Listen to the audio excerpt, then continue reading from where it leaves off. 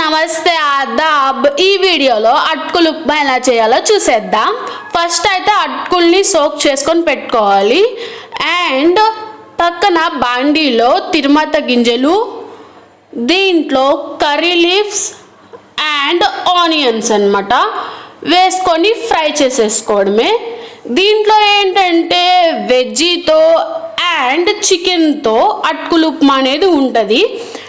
ఆ వీడియోస్ మీకు కావాలంటే కామెంట్ సెక్షన్లో కామెంట్ చేయండి, మేమైతే చేసి అప్లోడ్ చేసేస్తాం.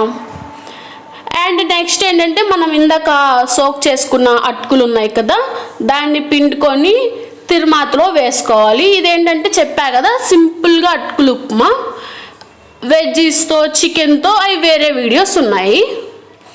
అండ్ దీంట్లో కొంచెం సాల్ట్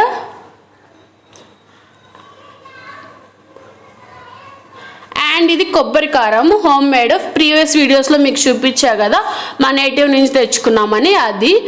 అండ్ ఇది శనగపప్పు పొడి అండ్ కొంచెం ఇంట్లో నూడిల్స్ మసాలా ఉంటే అది కొంచెం వేసాము.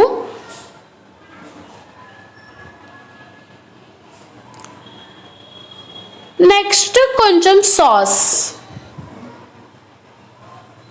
మీకు కావాలంటే వేసుకోవచ్చు, లేకపోతే స్కిప్ చేసేసుకోవచ్చు సాస్. అండ్ కొంచెం లెమన్ స్క్వీజ్ చేసుకొని మిక్స్ చేసేసుకోవడమే. సో దీంట్లో ఒక చిన్న టిప్ ఏంటంటే మనము అటుకులు అనేది సోక్ చేసేటప్పుడు ఎక్కువసేపు కాకుండా జస్ట్ ఒక్క 1 minute 2 minutes అట్లా సోక్ చేసుకొని వేసుకోవడం వల్ల ఏంటంటే అటుకులు కొంచెం బాగా వస్తాయి. లేకపోతే అట్లనే ఉంచేయడం వల్ల ఏంటంటే వాటర్లో అది ముద్దగా అయిపోతుంది దీంట్లో వేసినప్పుడు, కాబట్టి ఎక్కువసేపు అయితే ఉంచకూడదు అనమాట. సో మన అటుకులు ఉప్మా అయితే రెడీ, ఇంకా దించేసుకొని సర్వ్ చేసేసుకోవడమే. సో ఈ వీడియో మీకు నచ్చినట్టయితే సబ్స్క్రైబ్ చేసుకోండి గాయస్.